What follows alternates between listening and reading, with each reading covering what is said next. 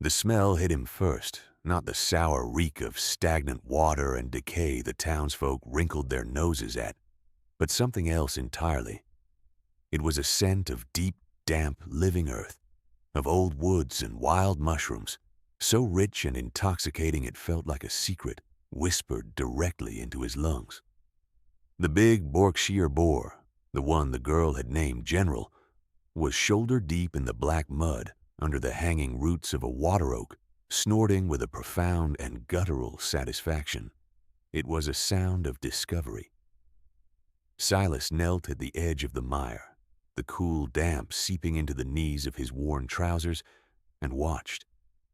The town of Providence had decided he was a fool, a particular kind of fool who paid good money for bad land.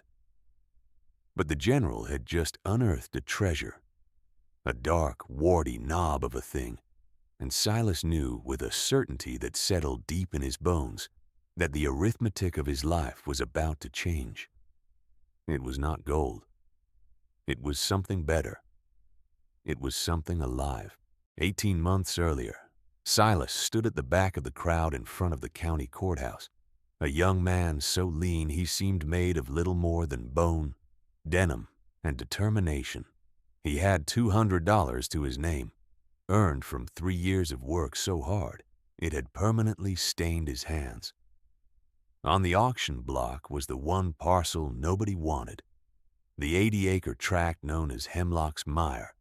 It was a swampy, sullen piece of land, a basin of cypress knees, stagnant pools, and sucking mud that had soured 2 previous attempts at farming. The auctioneer, a man with a booming voice and a weary face, described it with the kind of forced enthusiasm reserved for selling a 3-legged horse. "A unique opportunity for the enterprising man," he bellowed to a smattering of dry coughs. The bidding started low and stayed there. It was a joke, a piece of land that couldn't be plowed, couldn't be grazed, and bred mosquitoes the size of small birds. Silas listened to the silence, his heart thumping a slow, steady rhythm against his ribs. He had walked that land.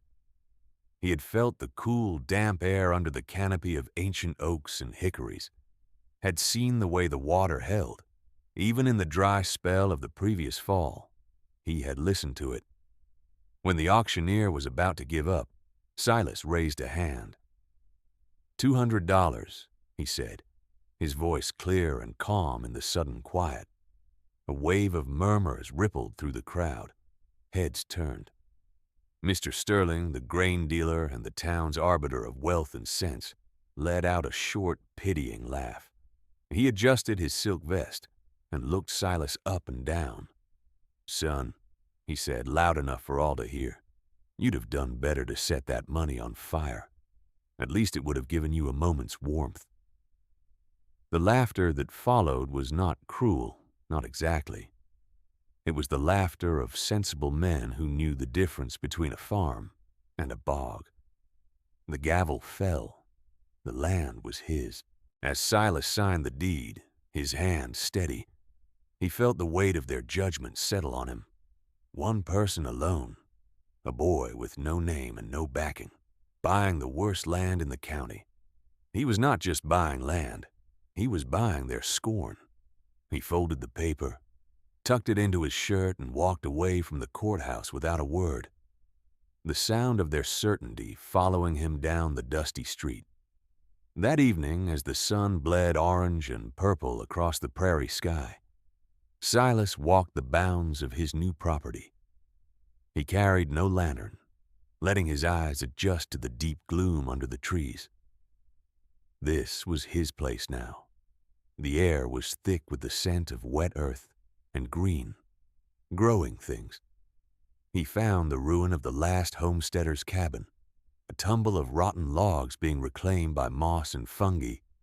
He would build his own shelter, something small and tight against the damp, near the edge of the property where the mire gave way to a small rise of solid ground. He saw the flicker of a lamp in a window.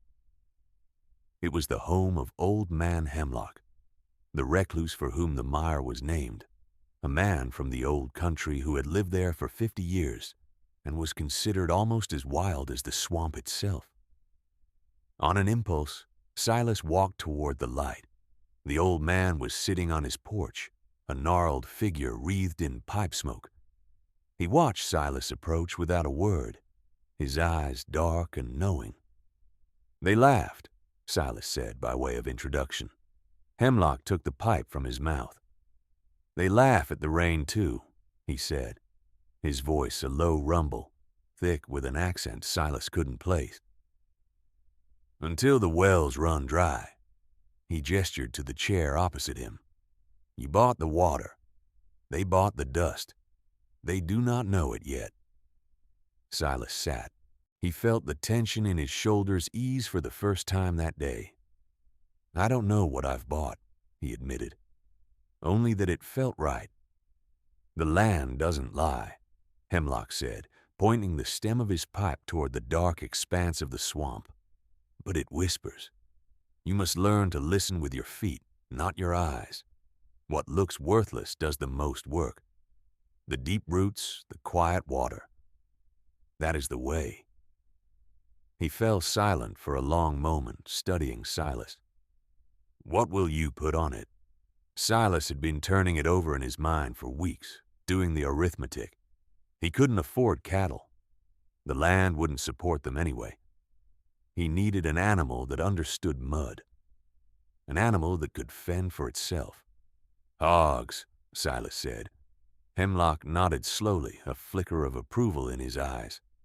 "Ah, the plow with a snout. A good choice. They will find what is hidden." That was the beginning. The next week, Silas spent a quarter of his remaining savings on 6 Berkshire gilts and a formidable boar from a farmer miles away who was selling off his stock. They were not handsome animals. They were big-boned, black-haired, and bristly, with long snouts made for rooting and an air of intelligent belligerence. When he drove them in a borrowed wagon through the center of Providence, the laughter started again, louder this time. Hogs in a swamp. It was the second act of a fool's play. He ignored it. He had work to do.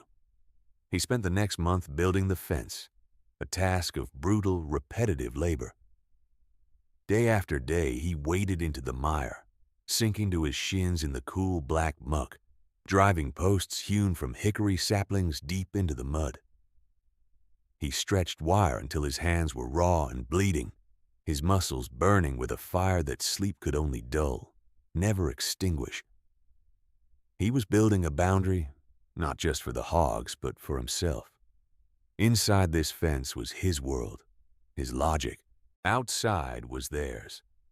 By June, the fence was done, a sagging but sturdy perimeter enclosing the heart of the mire. The hogs, released from their temporary pen, explored their new kingdom with grunts of pure joy.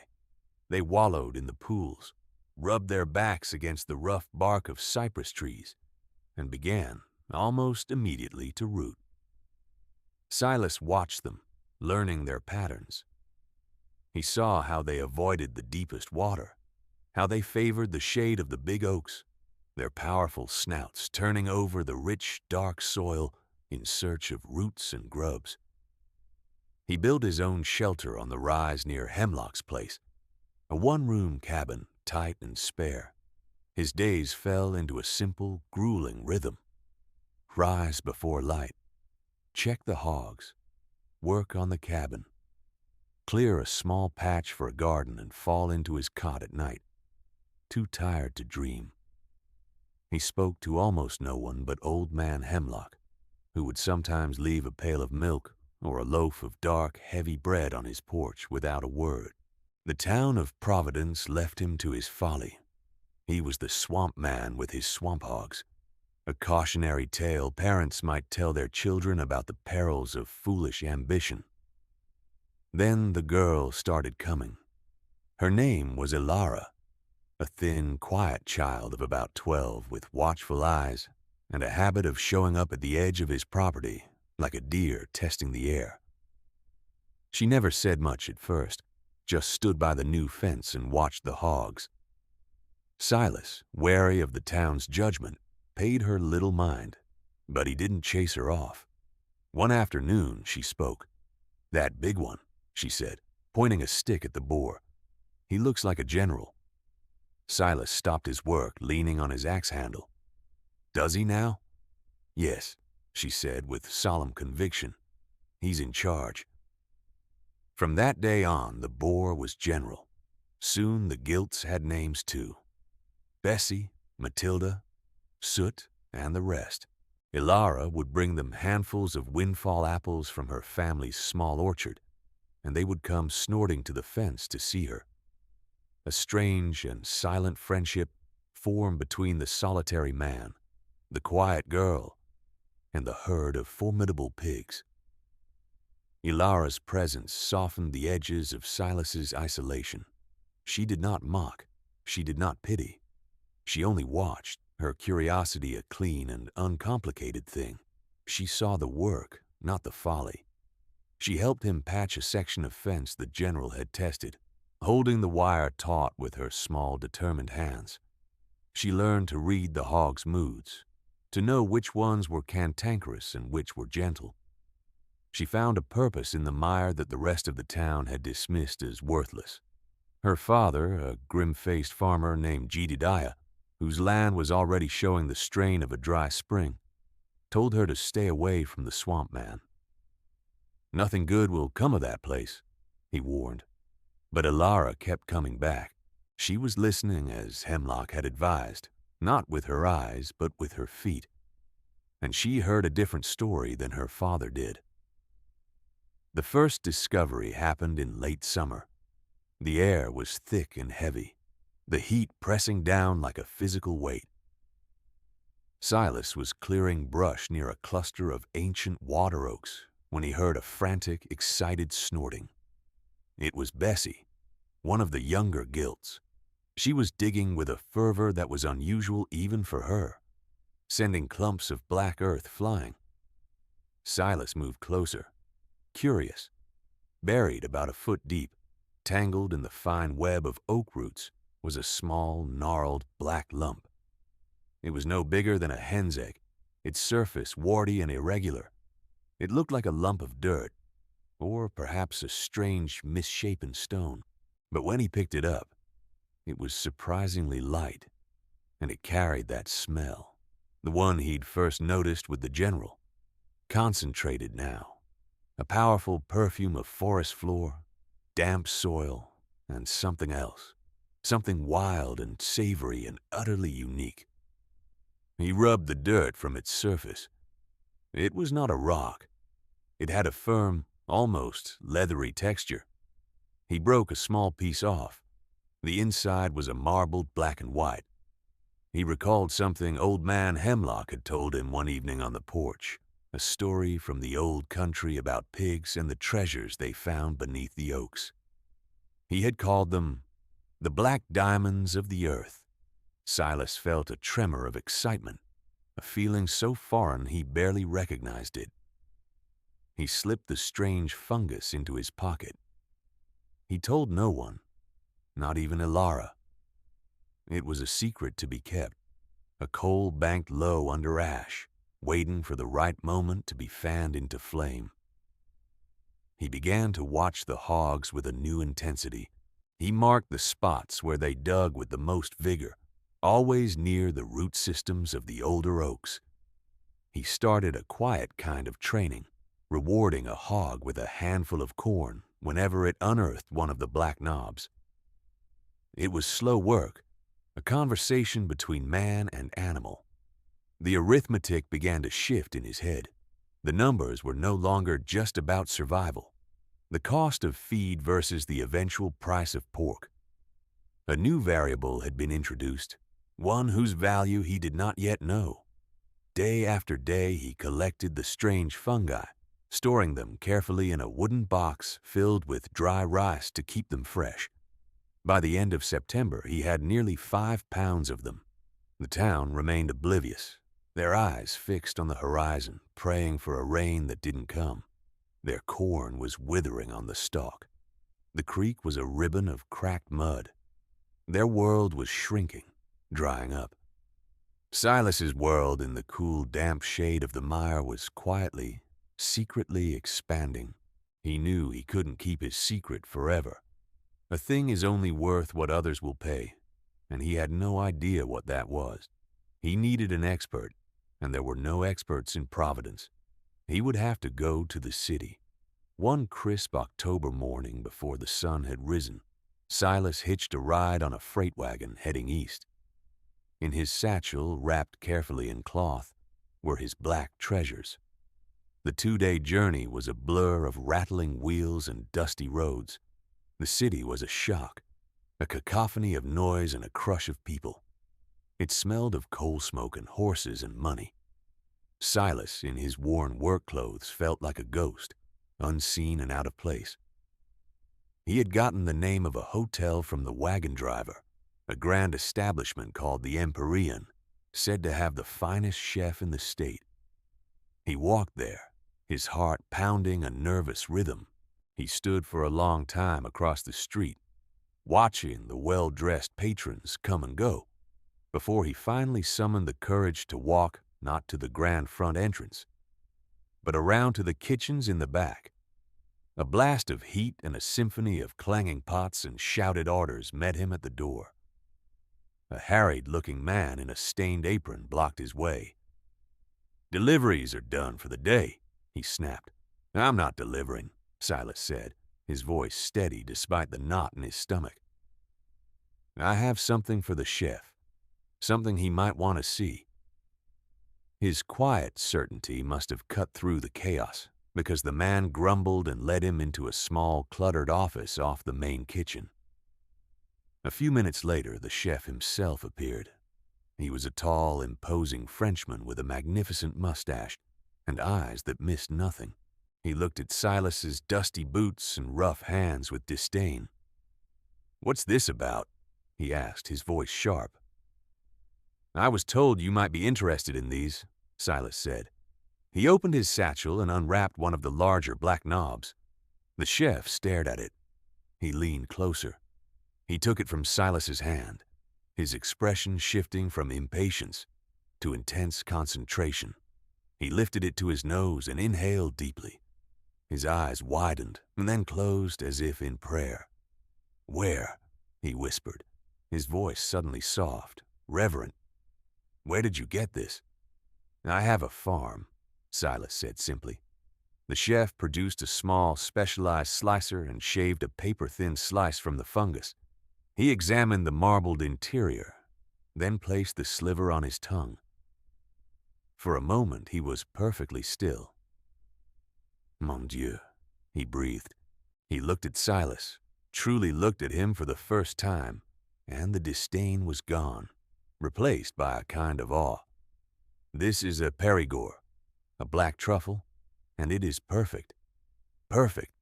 They should not grow here. It is impossible." He turned to Silas, his voice charged with excitement. "How many more do you have?" Silas opened the satchel wider. The chef let out a low whistle. He named a price per pound that made Silas's head spin. It was more money than he had seen in his entire life. The arithmetic he had been doing in his head was wrong by a factor of 100. When Silas left the hotel an hour later, his satchel was empty, but his pocket was heavy with cash. The city no longer felt so intimidating. It felt like a place of possibility. He bought a new warm coat, a sturdy pair of boots, and sacks of the best feed for his hogs. He bought a small bag of candy for Alara. He walked back to the freight depot not as a ghost, but as a man with a secret. A man whose worthless land was proving to be the most valuable ground in the state. The money changed things, but slowly, quietly. Silas didn't flaunt it. He banked it, a new kind of coal held in reserve. But the town of Providence had sharp eyes for small shifts. They saw the new coat. They saw the high-quality grain he now fed his hogs. They saw the new axe with a head of gleaming steel.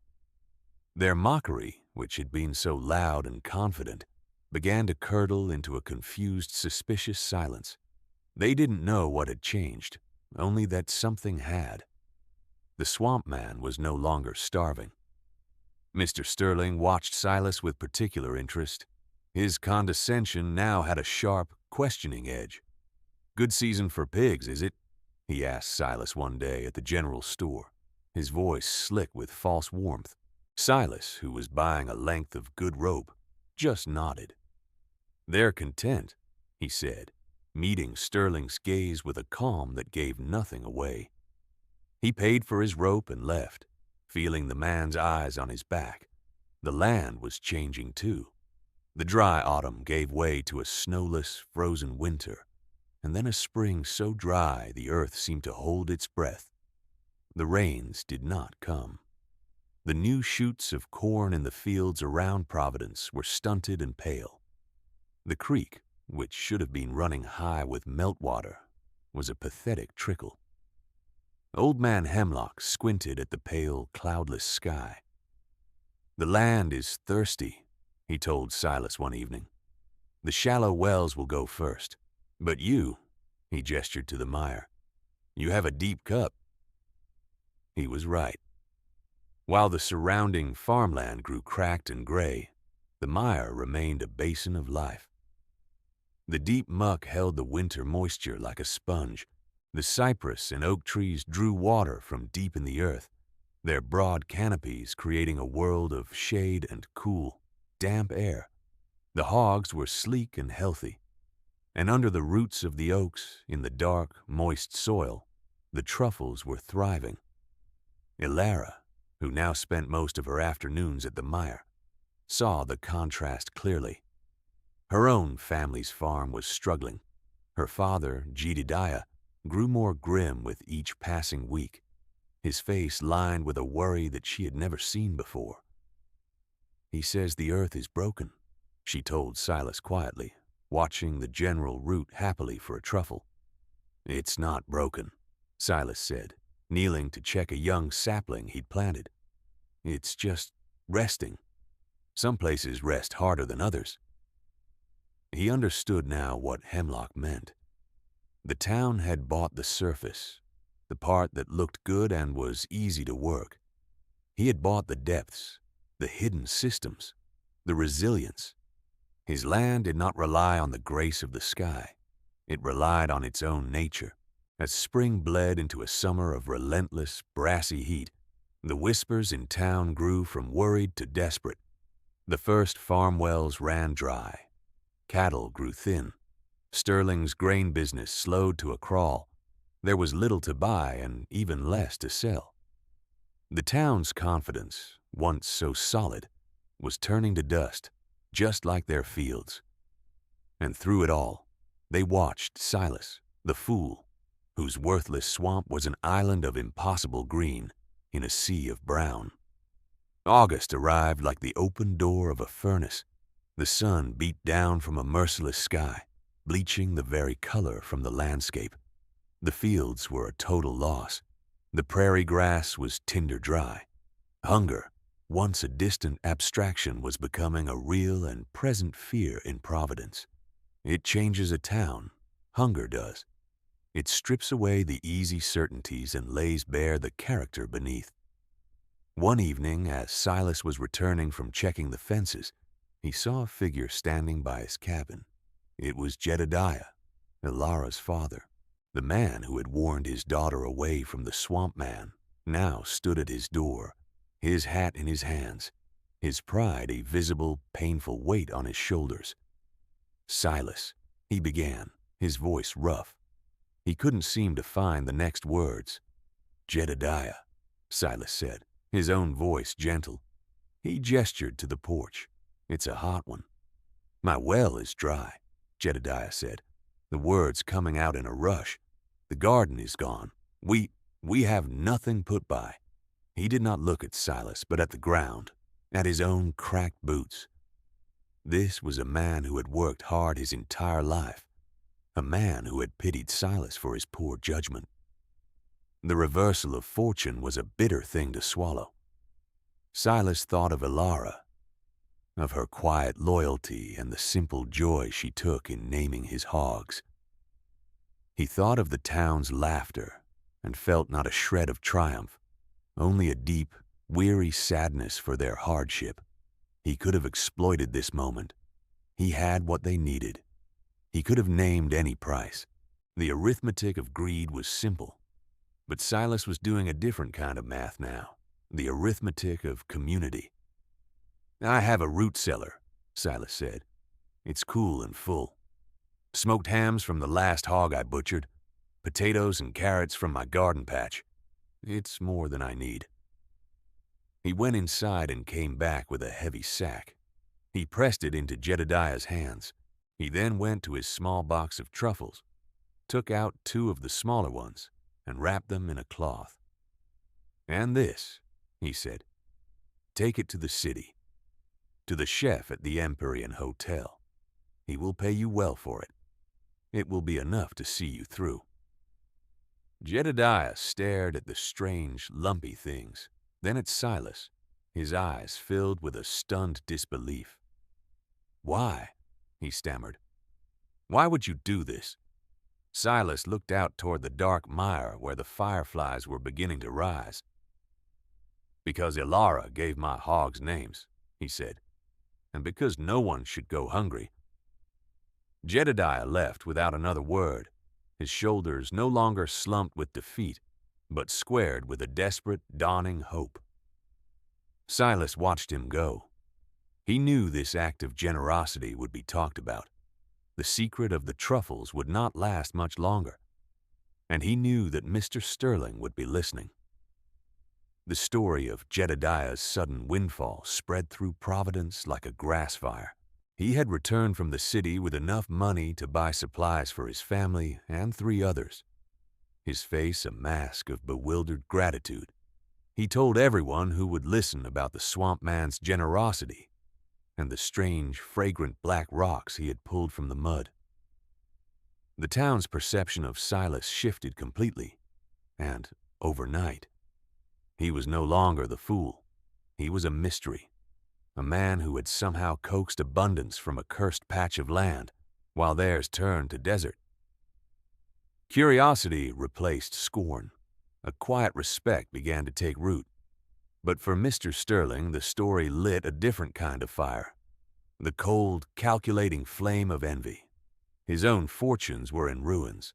The farmers who owed him money for seed had no crops to sell, no way to pay their debts.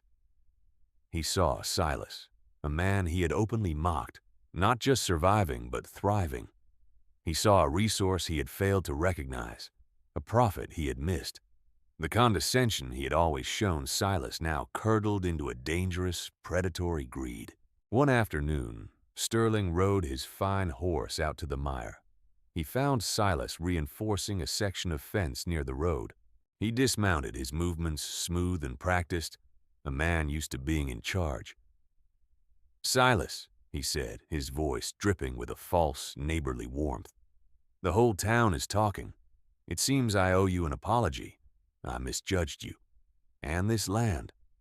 "The land is what it is," Silas said, not pausing in his work, twisting a length of wire tight. "Indeed," Sterling purred, "and you've clearly found its secret.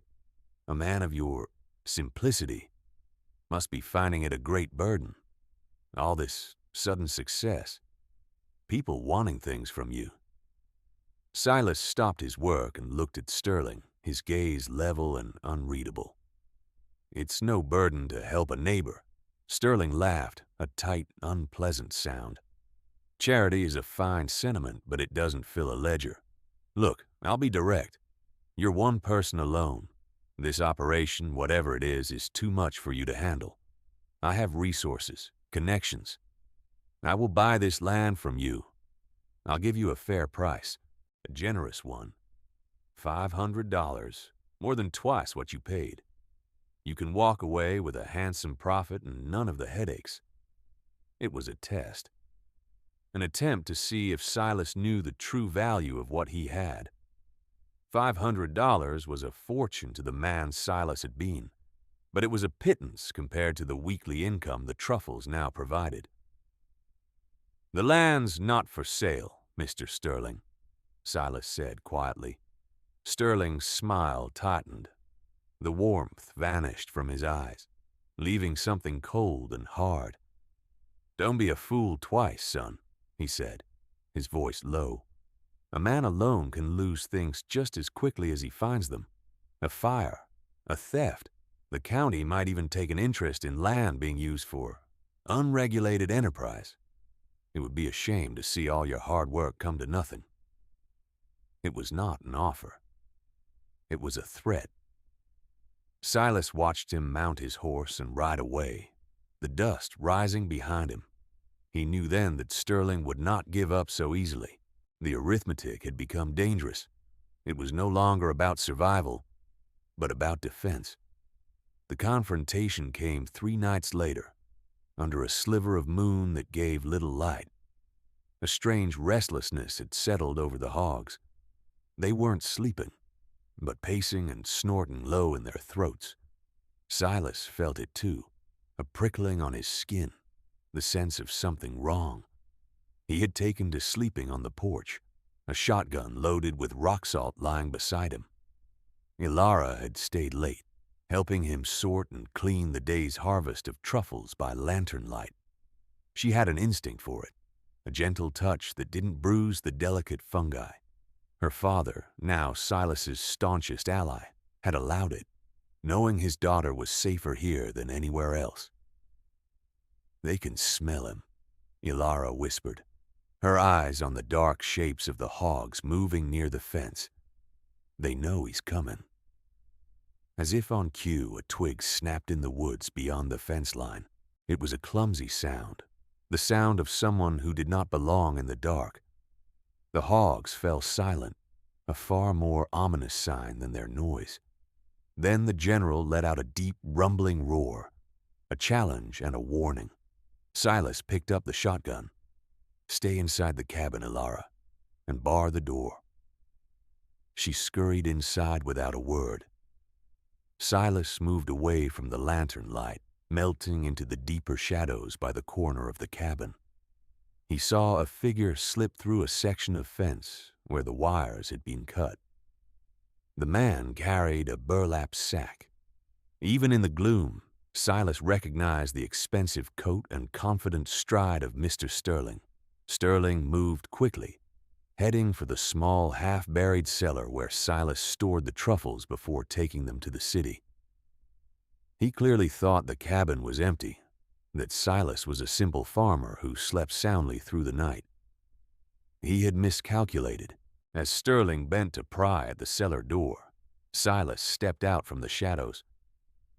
"Looking for something, Mr. Sterling?" he asked, his voice calm and cold. Sterling froze, then straightened up slowly. He couldn't see Silas clearly in the dark, but he could see the faint glint of the shotgun barrel. I saw a fire out here," Sterling stammered, his composure shattering. "I came to help." "There's no fire," Silas said. "Just a thief." Just then, the general, who had somehow found a way through the cut fence, charged out of the darkness. He was not a farm pig. He was a 200-pound creature of muscle and tusk, and this was his territory. Sterling shrieked and scrambled backward, tripping over an exposed root and falling hard. The burlap sack fell from his hand, spilling a dozen of that day's carefully cleaned truffles into the dirt. "How did you know I kept the best ones in a sack like that?" Silas asked, his voice cutting through Sterling's panicked gasps. It was a slip, the kind of mistake a guilty man makes. Sterling had been watching him, spying on him. The commotion had roused the nearest neighbors, including Jedediah, who came running with a lantern held high. The light illuminated the scene. Sterling, sprawled on the ground, the spilled truffles at his feet. Silas standing over him with the shotgun, and the general snorting in triumph. Jedediah took it all in at a glance. His face hardened. Soon others arrived, their faces grim in the flickering lantern light. They saw the cut fence, the bag, the town's most important man caught like a rat in a trap. Sterling's reign in Providence was over. He had been exposed not by the law, but by a hog, a girl, and the quiet man he had tried to ruin. The shame was a more potent force than any jail cell. Mr. Sterling was gone by morning, his business left in the hands of a clerk, his fine house standing empty. He vanished from Providence, leaving behind only the story of his greed and his downfall. The town, humbled by the drought and shamed by their treatment of Silas, looked to him for a new kind of leadership. The rains returned in the fall, a slow, gentle soaking that was too late for the harvest, but promised a better year to come. Through the long, hard winter, the mire was the town's salvation. Silas did not hoard his wealth. He established a system of trade, a perfect truffle, which would fetch a small fortune in the city, could be had in Providence for a month's worth of mending, for a winter's supply of firewood, for tutoring the town's children, for a promise of help rebuilding a neighbor's barn in the spring. He traded abundance for labor, wealth for community. He was doing the arithmetic of building a town, not just a farm. The mire became the heart of a new economy, one based not on speculation and debt, but on tangible value and mutual support. Ilara became his apprentice, her quiet watchfulness turning into a deep knowledge of the land and the hogs. She had a gift for it, a feel for the work that couldn't be taught. She was no longer a lonely child, but a vital part of the most important enterprise in the county.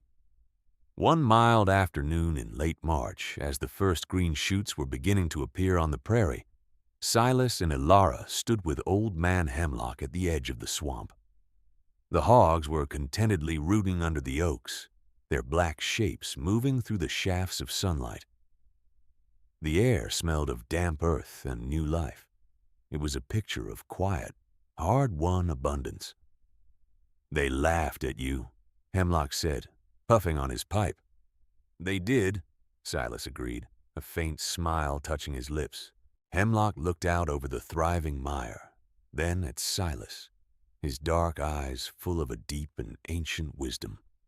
"The land does not lie," he said, repeating the words he had spoken on that first night. "It whispered, and you listened." Silas knelt and picked up a handful of the rich, black soil. It was cool and heavy in his palm. It was the worthless dirt that had saved them all. He had not conquered this land. He had not bent it to his will. He had simply paid attention to its true nature, and in doing so had found his own. He was no longer one person alone, but a man deeply rooted in a place and a community that he had, against all odds, helped to heal.